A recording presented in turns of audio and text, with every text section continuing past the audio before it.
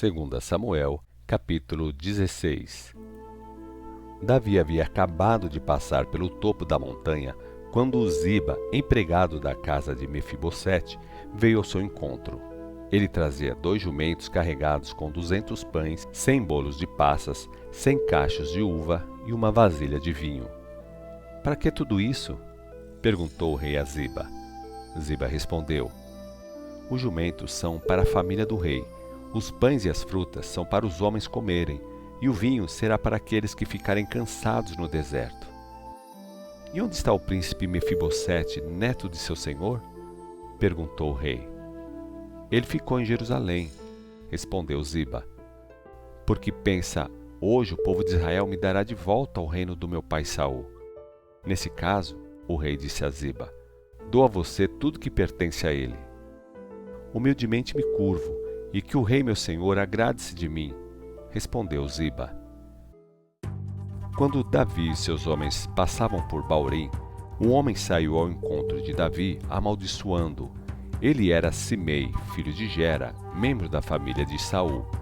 Ele não só amaldiçoava, como atirava pedra contra o rei, seus auxiliares e todos os seus guerreiros que o acompanhavam à sua direita e à sua esquerda. — Fora daqui! Fora daqui! Assassino!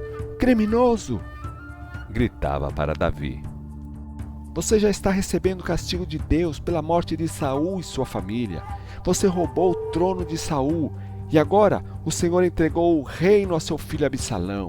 Finalmente você está experimentando o seu próprio veneno, seu assassino. Por que este cão morto está xingando e amaldiçoando o rei, meu senhor? Exclamou Abissai, filho de Zeruia. Deixe-me cortar a sua cabeça. Não, disse o rei. Se o Senhor mandou esse homem para amaldiçoar-me, quem sou eu para questioná-lo? Então Davi disse a Abissai e a todos os seus conselheiros: Meu próprio filho, que é sangue do meu sangue, está tentando matar-me, enquanto esse benjamita simplesmente me amaldiçoa.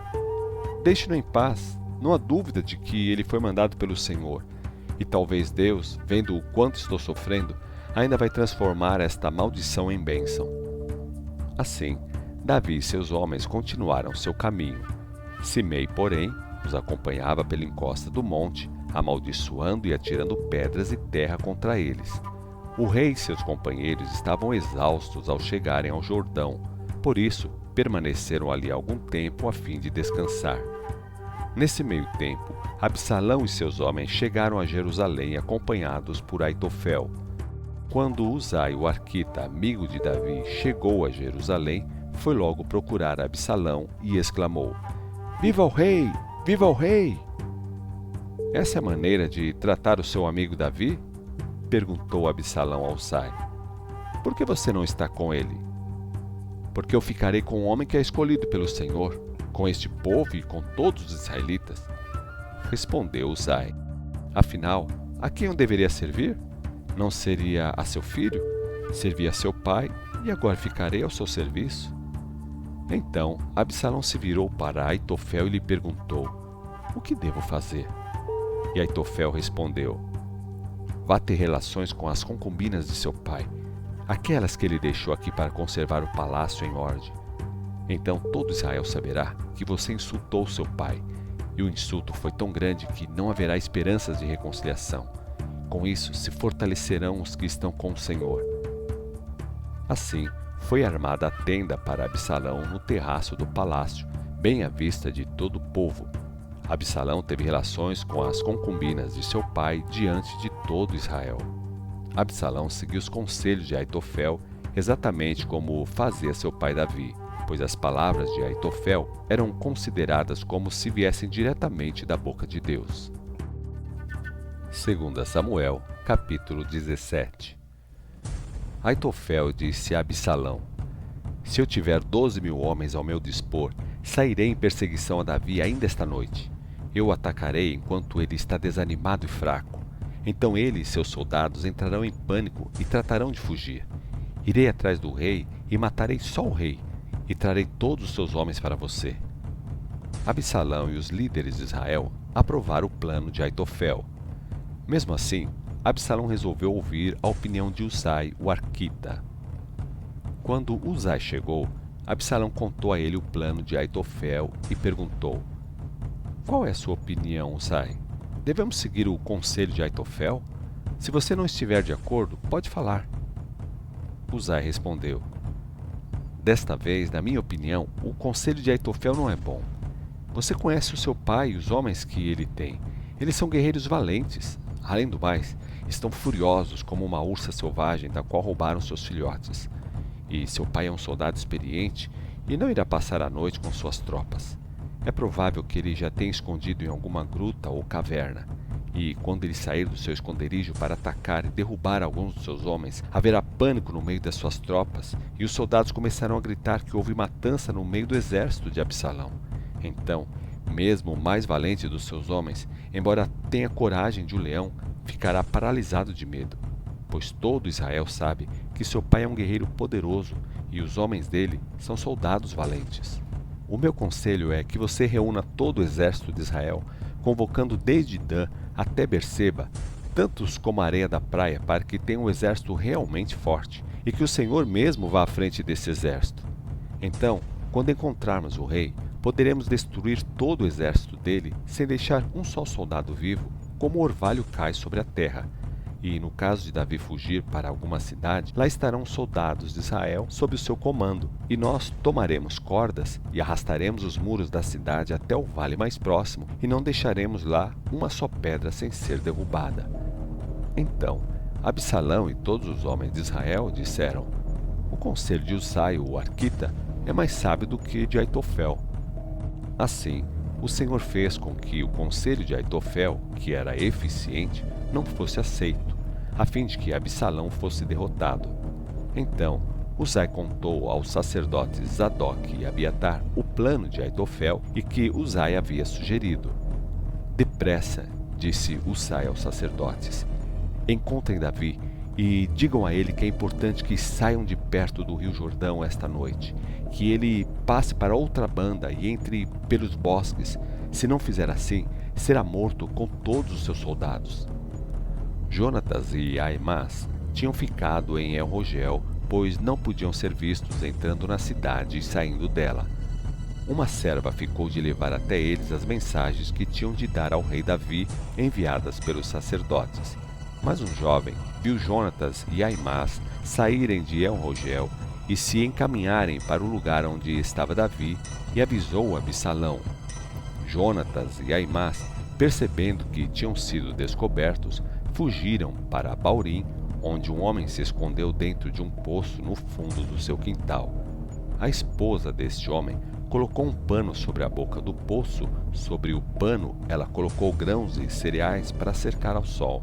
Desta maneira, ninguém suspeitava que alguém estivesse escondido ali. Os homens de Absalão chegaram a Baurim procurando por Jonatas e Aimás. Ao perguntarem justamente na casa onde estava o poço coberto com pano se haviam visto esses dois homens, a mulher respondeu que eles haviam atravessado as águas e seguido adiante. Os homens de Absalão procuraram Jonatas e seu companheiro até cansarem e voltaram para Jerusalém.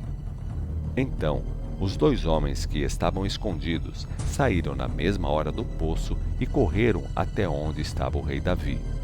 Depressa, disseram eles ao rei, atravessa o Jordão ainda esta noite. E contaram ao rei as palavras de Aitofel, os planos dele para prender e matar o rei. Diante disso, Davi e seus homens se apressaram em atravessar o Jordão, e ao amanhecer, todos já estavam do outro lado do rio. Quando Aitofel soube que Absalão não quis atender ao seu conselho, montou no seu jumento, foi para a sua casa, colocou os seus negócios em ordem e se enforcou. Desta maneira morreu Aitofel e foi sepultado ao lado do túmulo de seu pai. Davi chegou logo a Manaim, e enquanto isso, Absalão reunia os soldados de Israel e, indo à frente deles, passaram o rio Jordão. Absalão havia colocado Amasa como comandante do exército em lugar de Joabe. Amasa era primo em segundo grau de Joabe. Seu pai era Itra, um ismaelita. Sua mãe era Abigail, filha de Naás, que era irmã de Zeruia, a mãe de Joabe. Absalão e os soldados de Israel acamparam nas terras de Gileade. Quando Davi chegou a Manaim, foi recebido com festas por Zobi, filho de Naás, de Ramá, em Amon, e por Maquir, filho de Amiel, de Lodebar, e por Barzilai, de Rogelim, em Gileade. Eles trouxeram a Davi e seus homens tudo o que achavam que eles necessitavam para o repouso e sustento: camas, bacias, vasilhas de barro, trigo, cevada, farinha, grãos torrados, feijão e lentilhas, mel, manteiga, ovelhas e queijo de leite de vaca. Trouxemos essas coisas, disseram eles a Davi, porque achamos que todos vocês estão cansados, famintos e sedentos depois da caminhada pelo deserto. 2 Samuel, capítulo 18. Davi escolheu comandantes de 1000 e de 100 de suas tropas, distribuindo os homens da seguinte maneira: um terço delas ficou com Joabe, outro terço com Abissai, irmão de Joabe, filho de Zeruia, e outro terço com Itai de Gate. O rei Davi então disse ao seu exército: eu mesmo marcharei com vocês. O Senhor não pode fazer isso, disseram os homens, porque o que eles querem é justamente a sua pessoa. Se formos obrigados a fugir, para eles não fará diferença, mesmo se matarem metade de nós. Para eles, o Senhor vale mais do que 10.000 dos seus soldados. Por isso, é melhor ficar na cidade e, se necessário, de lá nos mandar auxílio. Bem, farei o que vocês acharem melhor, disse o rei. Assim, o rei ficou junto à porta da cidade, enquanto por ele passavam seus soldados em unidades de 100 e de 1000. E o rei recomendou a Joabe, a Abissai e a Itai: por amor a mim, sejam bondosos com o jovem Absalão. Todo o exército ouviu a recomendação do rei aos seus comandantes. O exército saiu para enfrentar Israel, e a batalha ocorreu na floresta de Efraim. E os soldados de Israel foram derrotados pelos homens de Davi. Naquele dia, as tropas de Israel perderam 20.000 homens, e a batalha foi se tornando mais violenta por toda aquela região e entrou na floresta, até que os inimigos começaram a fugir, sendo maior o número dos homens que morreram na floresta do que os que foram mortos na batalha. Durante a batalha, Absalão encontrou alguns dos homens de Davi e tratou de fugir. Na sua fuga, a mula que ele montava passou correndo por debaixo dos galhos de um grande carvalho, e Absalão ficou enroscado pelos cabelos nos galhos da grande árvore, enquanto a mula continuou a sua corrida. Lá ficou Absalão pendurado na árvore entre o céu e a terra. Um homem de Davi que presenciou a cena foi contar a Joabe: você ouviu? E por que não aproveitou para matar Absalão? Perguntou Joabe. Você seria recompensado com 10 peças de prata e um cinturão de guerreiro, e ainda o faria subir no posto do exército. Mas o homem respondeu: nem que me dessem 1000 moedas de prata, eu não levantaria a minha mão contra o filho do rei. Porque acaso não ouvimos todos a ordem que o rei deu ao Senhor, a Abissai e a Itai, para que o seu filho Absalão fosse tratado com bondade? Se eu tivesse que matar Absalão à traição, o rei por certo descobriria. Você mesmo seria o primeiro a acusar-me diante do rei. Nada disso faz sentido agora, disse Joabe. E tomando 3 dardos, atravessou com eles o coração de Absalão, enquanto ele ainda continuava vivo, pendurado nos galhos do carvalho. Imediatamente 10 dos escudeiros de Joabe rodearam Absalão e acabaram de matá-lo. Então Joabe tocou a trombeta, ordenando a seus homens que parassem a perseguição ao exército de Israel. Eles pegaram o corpo de Absalão e o atiraram numa cova na floresta e sobre ela colocaram um monte de pedras. O exército de Israel fugiu, indo cada soldado para sua própria casa. Quando Absalão ainda vivia, ele construiu para si um monumento no Vale do Rei e disse: não tenho filho para perpetuar o meu nome, por isso esse monumento levará o meu nome. E ele deu o nome de Monumento de Absalão, como é conhecido até hoje. Então Aimás, filho de Zadok, disse: deixe-me ir correndo contar a Davi a notícia de que o Senhor fez justiça e salvou o rei das mãos de seus inimigos. Não, Joabe respondeu. A morte de Absalão não será para o rei uma boa notícia. Não é ele o seu filho?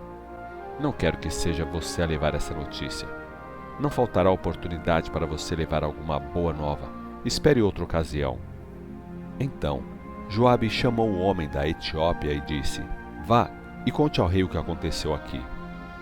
O homem inclinou-se diante de Joabe e se pôs a correr. Mas Aimás, filho de Zadok, implorou a Joabe: Por favor, deixe-me ir também. Por que você também deveria correr, meu filho? Perguntou Joabe. Você não receberá nenhuma recompensa pelas notícias. Eu sei, mas, mesmo assim, deixe-me ir, por favor, insistiu ele. E finalmente, diante de tanta insistência, Joabe disse: Pois bem, vá. Aimás saiu correndo e, escolhendo o caminho pela planície, chegou à cidade à frente do homem da Etiópia.